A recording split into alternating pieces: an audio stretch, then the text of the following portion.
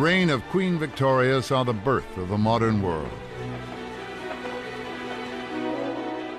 In Britain, in the first half of the 19th century, a force was unleashed that would topple dynasties and change the life of almost every human on the planet.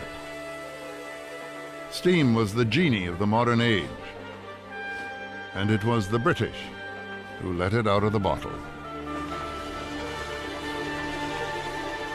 It would make their small island the workshop of the world. They would build railways and steamships to span the globe, and they would forge the weapons to rule it. But as they sent their explorers and armies to the far corners of the earth, they would face a greater challenge than impassable rapids and hostile natives. That challenge was whether to use their power for good or for evil, to improve the world or to merely subjugate it. The struggle over how to use their power would divide the most famous names of the Victorian age. Missionaries like David Livingstone, engineers like Isambard Kingdom Brunel, warrior heroes like Gordon of Khartoum, writers like Charles Dickens, and statesmen like William Ewart Gladstone and Benjamin Disraeli. And it would confront Victoria herself with a revolution, industrial, social, and finally political, a revolution that threatened her heritage, her throne, and her life itself.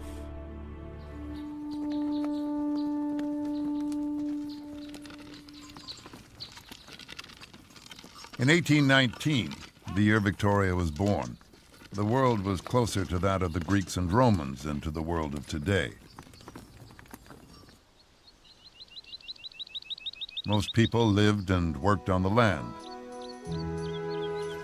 They had few machines, and those they did have were powered by wind or water, or more commonly, by a horse. The great shire horses of Old England cleared the land, plowed the fields, and hauled their produce to market. Horsepower established the limit of speed, and the fastest means of public transport was the horse-drawn coach.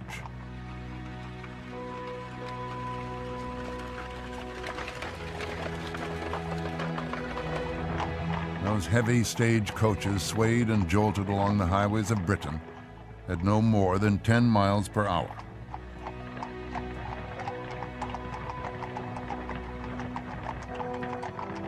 In the 1830s, they were much used by a young journalist, Charles Dickens, who compared the experience to being broken alive on the torturer's wheel.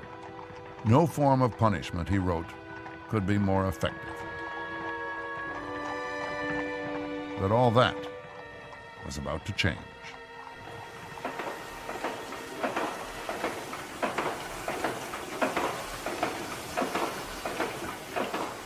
Britain had pioneered the age of steam.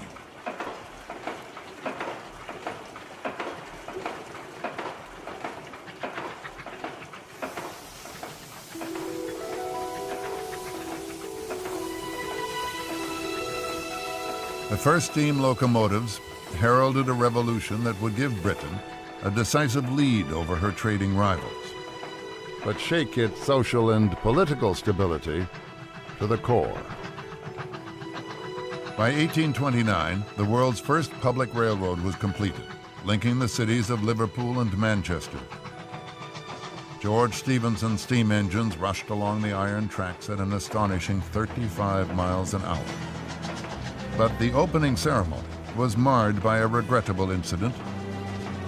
A leading member of the government was knocked down by Stephenson's fastest locomotive, the Rocket, and he was crushed to death. The modern world had arrived.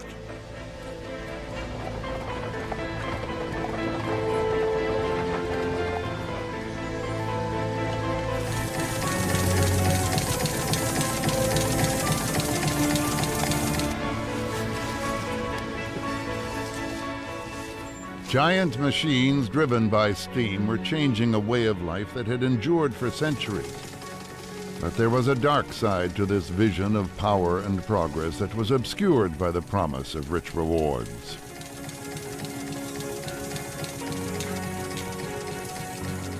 The British at that time were masters not only of industrial production, but of the means of distributing the things they made around the world. They were really on top of the world, and it gave them, I'm sure, a kind of magical feeling, a feeling as if they'd acquired the Promethean fire. You know, they were doing things that nobody else could do, and they could do it. They could do anything. In Greek mythology, Prometheus brought mankind the gift of fire. But the British felt that the gods had brought them a gift of that magnitude. They soon found that it came at a terrible price. Social upheaval, physical hardship, and a desperate squalor that turned parts of this green and pleasant land into a living hell. There is this view that the economy gets richer, everybody should get richer. But it took a very long time for the benefits of industrialization to spread to more of the people. And there was really a growing disparity of wealth between the very rich and the very poor, right over this whole period into the 1870s. There was a tremendous growth in population, and this population is increasingly flocking into cities. And there was never enough housing, the services were appalling, overcrowding, really very, very poor conditions. We had very early death, a lot of industrial accidents, industrial disease, a substantial likelihood of dying before the age of 45. There were no cushions at the time. We talk about the Great Victorian Boom, but it was the Great Victorian insecurity.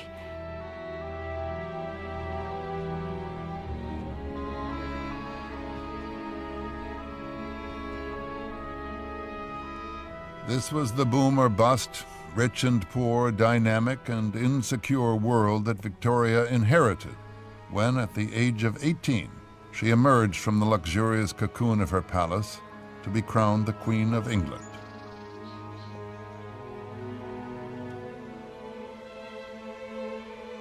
She was not quite 5 feet tall, but she had an enormous zest for life, and like her people, she was a mass of contradictions. She ate greedily and worried about her weight, loved horse riding, loathed exercise, was described as stubborn and bad-tempered, kind and generous.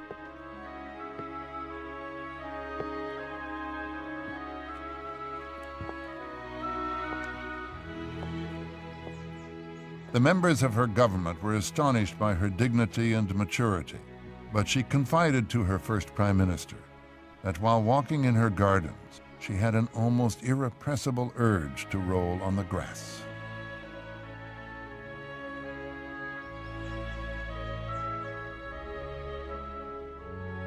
Many, including the writer Thomas Carlyle, thought she would be overwhelmed by the forces that were raging outside her palace walls.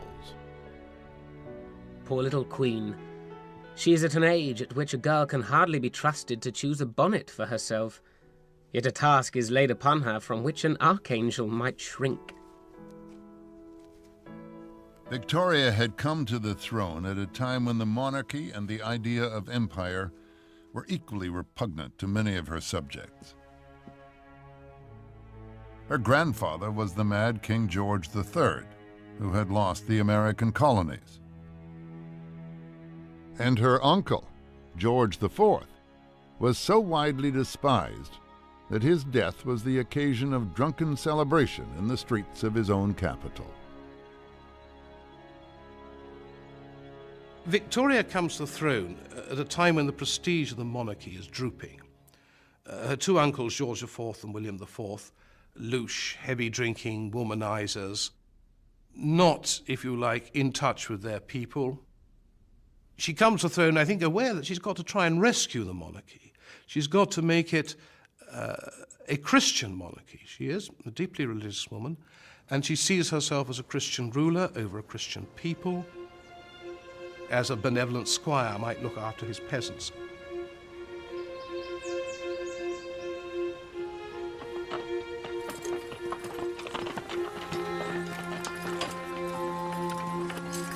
But Britain was no longer a land of peasants. Victoria's subjects were leaving the farm for the factory.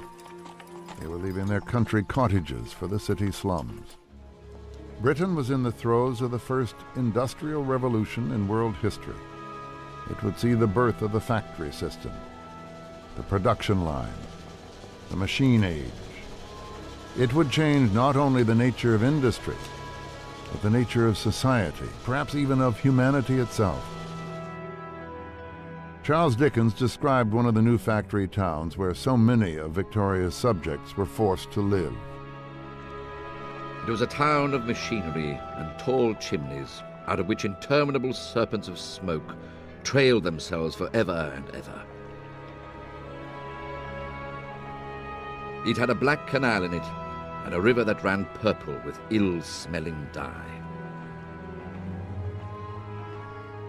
Vast piles of building full of windows, out of which there was a rattling and a trembling all day long, and where the piston of the steam engine worked monotonously up and down, like the head of an elephant in a state of melancholy madness.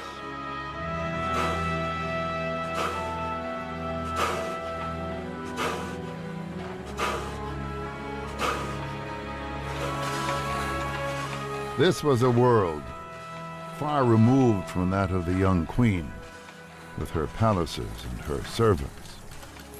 What could she know of the people who lived in such towns, or of the machines that now ruled their daily lives?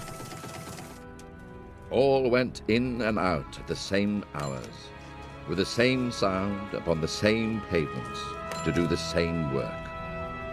Every day was the same as yesterday and tomorrow, and every year the counterpart of the last and the next.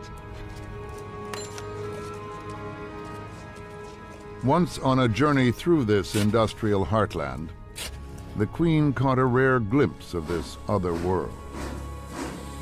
She recoiled in shock and horror. It is another world. In the midst of so much wealth, there seems to be nothing but chimneys, flaring furnaces with wretched cottages around them.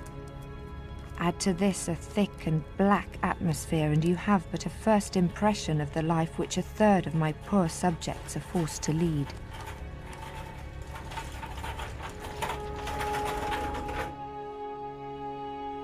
Victoria may have been sympathetic to the plight of her people, but she lacked the skills needed to keep her country from the violent revolution that many feared was inevitable. She was shortly to be tutored, however, and more pleasantly than she could have imagined.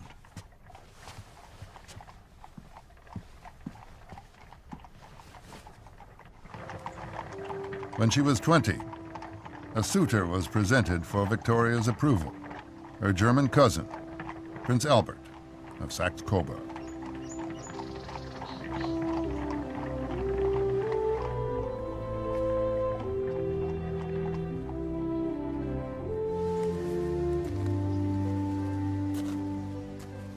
Earlier, she had told her prime minister, I dread the thought of marrying. I am so accustomed to having my own way, and 10 to 1 I shouldn't agree with anybody.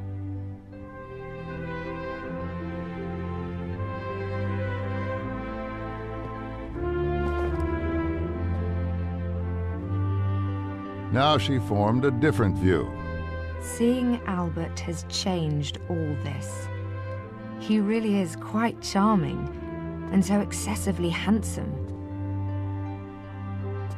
Such beautiful blue eyes, an exquisite nose, and such a pretty mouth with delicate mustachios. A beautiful figure, broad shoulders, and a fine waist.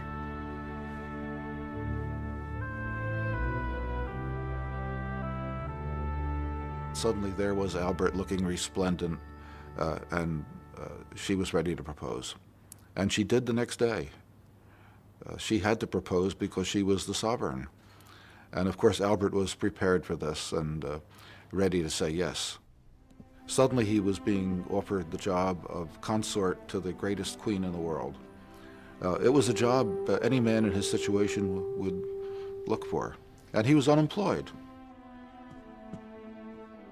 The Prince was summoned to attend the Queen in her drawing room. He came where I was alone, and I said that I thought he must be aware why I wished him to come here, and that it would make me very happy if he would consent to my wishes. He said he would. I felt it was the happiest, brightest moment of my life.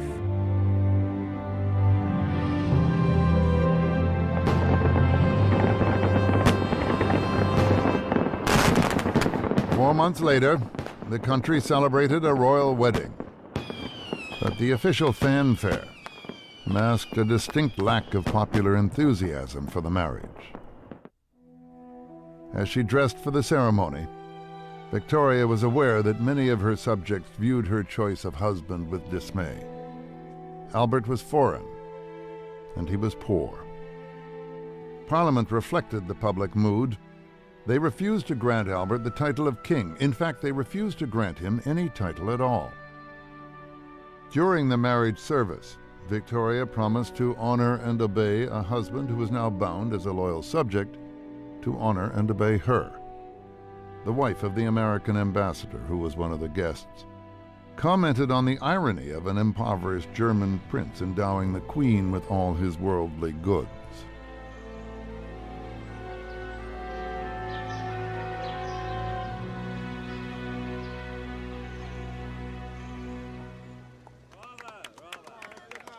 Prince Albert had won the hand of a queen, but he would have a hard fight to win the hearts of her people. For the moment, the royal couple had to make do with their love for each other. Victoria wrote in her diary of her relief when they finally escaped the guests at the reception. Then dearest Albert fetched me downstairs, where we took leave of Mamma and drove off. I and Albert, alone.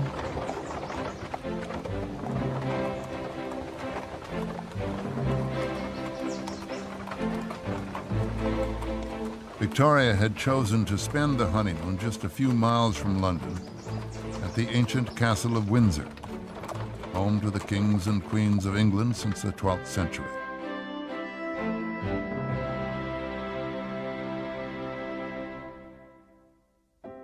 The wedding night apparently went off very well, and the next morning she told the Prime Minister that they had a wonderful night and she didn't sleep much that night. And she added in her diary that dear Albert helped me put on my stockings in the morning. To Albert's dismay, Victoria refused to take more than 4 days' break from the business of government. She was, she gently chided him, the Queen of England. This begged the question, what then was Albert? He knew that he would have to find something to do merely to make life bearable for himself. What was he to do other than ensure the succession? The other job he had to find, that is some kind of manly, useful work in the administration. That was hard to do because Victoria didn't want to give up anything. She wanted to reign. She wanted to rule. She wanted to be alone with her advisors and put Albert to the side. All he had to do at the start was to blot her signature. They had desks side by side in the palace, and his job was to move over to hers and blot the signatures.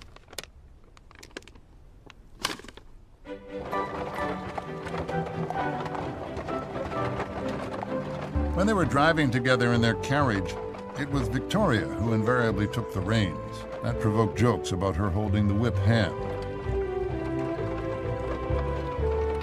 It was a side of the Queen's character that caused problems for other men in her life, notably the leading members of Her Majesty's government. The Queen may have wanted to rule alone, but in reality she had to rule with the consent of Parliament.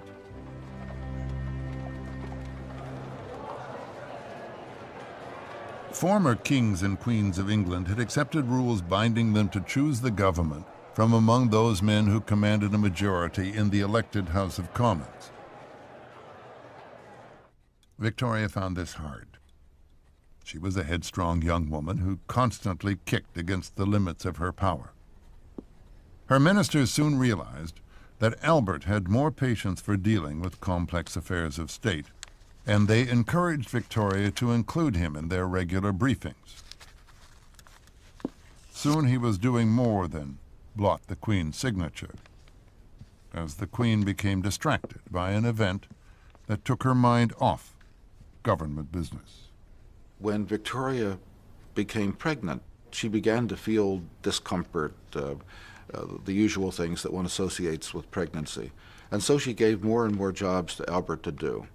Albert began to draft her letters. Albert began to meet with her ministers. Albert became, in effect, the associate sovereign. The chief secretary to the government noted that while Victoria had the title, Albert was really discharging the duties and functions of the sovereign. He was, to all intents and purposes, king. Albert was an intellectual. He grasped things very quickly.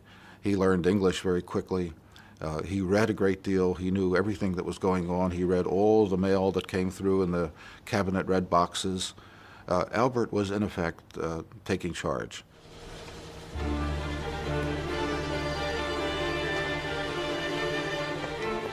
Albert had a lively interest in industry and invention, and he wanted the Queen to share it.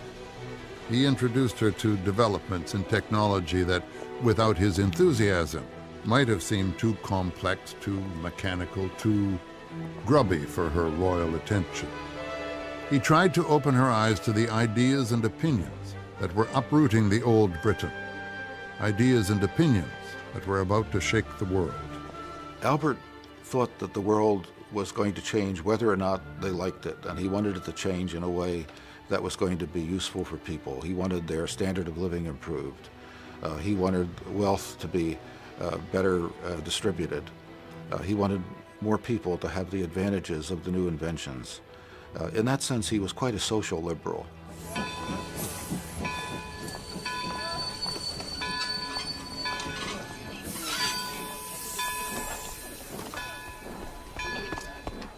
In 1842, the Prince took a trip on one of the new railroads, the Great Western that linked London with the port of Bristol on the west coast of England. The 120-mile journey would have taken 15 hours by stagecoach. The railroad did it in 3. Waiting for him at the end of the line was the man who had built it, a man whose name had a ring of grandeur to match the age he lived in, Isambard Kingdom Brunel. He was the most famous engineer in the world, and he devoted his life to making it a smaller place. Victoria had inherited an empire that spanned the globe, but her scattered possessions were separated by thousands of miles of ocean. In the days of sail, it could take 3 months to cross the Atlantic, 6 to reach India, even longer to make the passage to the Queen's dominions of Australia and New Zealand. Brunel mastered the technology to weld these disparate elements into an empire. He had conceived of the SS Great Britain as the first all-iron steamship, doubling the size of any ship ever built before. She was designed to cut the journey time across the Atlantic from around 3 months to a reliable 15 days. Brunel personified the spirit of limitless ambition that was to be the hallmark of Victoria's empire. He seized the opportunity of Prince Albert's visit to convince him of the potential of this dynamic new method of transport.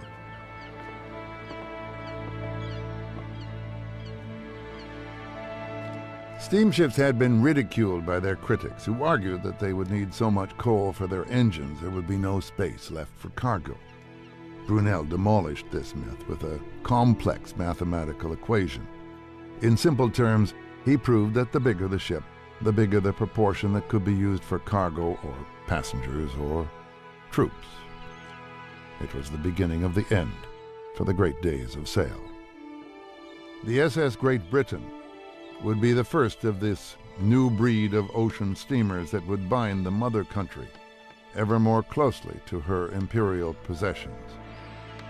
And their ability to steam in a straight line regardless of winds or currents would have a vital impact on one of the other great inventions of the Victorian age. In 1837, inventors on both sides of the Atlantic had simultaneously created the electric telegraph. Brunel argued that his railroads provided a perfect route for the telegraph wires that would link city to city, while his steamships could lay telegraph cables across the seas to link nation to nation. Brunel inspired the young prince with the vision of the first modern empire, an empire based not on conquest, but on commerce and communication. In 1845, Britain was a global superpower. It had a monopoly of the latest technology based upon steam. It also possessed the greatest capacity for manufacturing and a vast surplus of capital. Now, if these assets are to be used to their best effect, British businessmen had to sell cheaply and buy cheaply. And in the 1840s, it was clear that Britain could no longer produce enough food for its people, so it needed inexpensive food. The vision of a modern technological empire was threatened by the lack of the most basic commodity in the world, grain. Despite the new inventions, British agriculture could not provide enough bread to feed the millions who had flocked to the cities in search of work. They threatened riot and rebellion.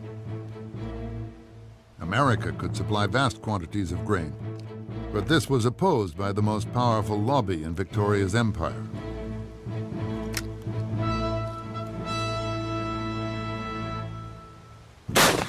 The landlords, the squires, were the dominant power in Parliament. Their wealth came from agriculture, and they were determined to maintain a high price for their crops, especially grain. They used their votes in Parliament to impose high import duties on foreign grain, the infamous Corn Laws, and they would bring the country to the brink of armed insurrection.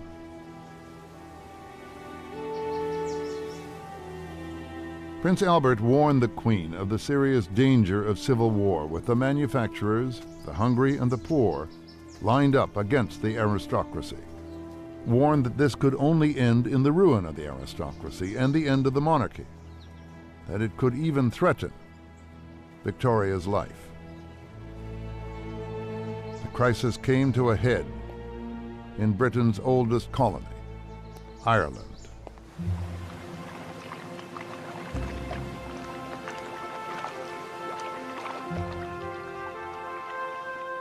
In the reign of Victoria, the whole of Ireland belonged to Britain.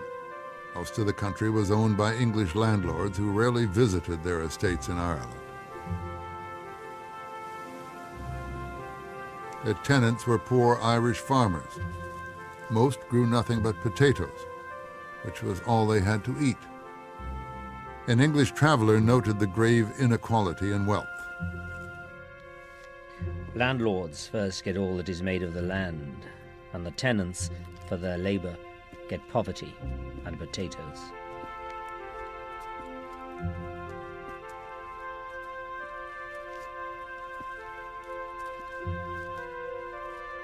In 1845, the Irish potato crop was hit by a mysterious blight that turned the tubers black and rotten. The harvest was ruined. Eyewitnesses chronicled the growing anguish and despair. Distress and fear were pictured on every face. The wretched people wringing their hands and wailing bitterly against the destruction that had left them foodless.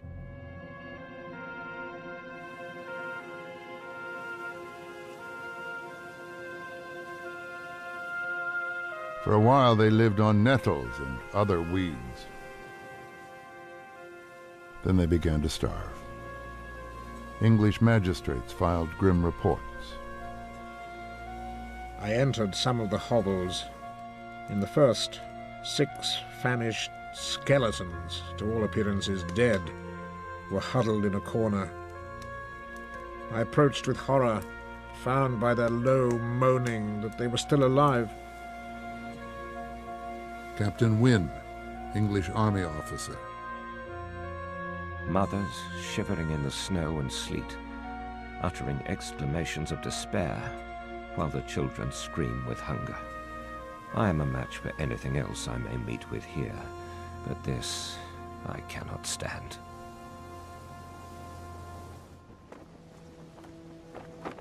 The government provided aid in the form of work and food, but nowhere near enough. The Queen wrote from Windsor Castle to complain that the government corn was not reaching the people who were starving. After all we have done to supply the needy with food, the landlords appropriate the people's corn and use the employment of the poor to improve their properties at the public expense.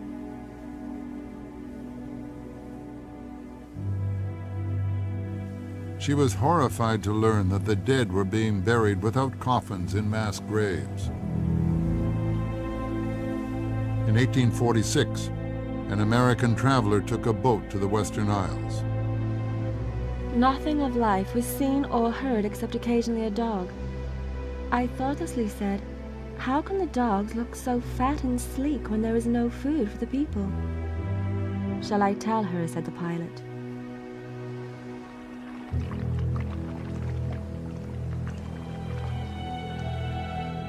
As the dogs scavenged among the graves, 1.5 million people starved to death. Many tenants who could not pay their rents were evicted by their landlords. 2 million Irish emigrated in disease-ridden hulks known as coffin ships. Those who survived the voyage were herded into the slums of New York and Boston, Liverpool and Glasgow. It was one of the greatest human disasters in history.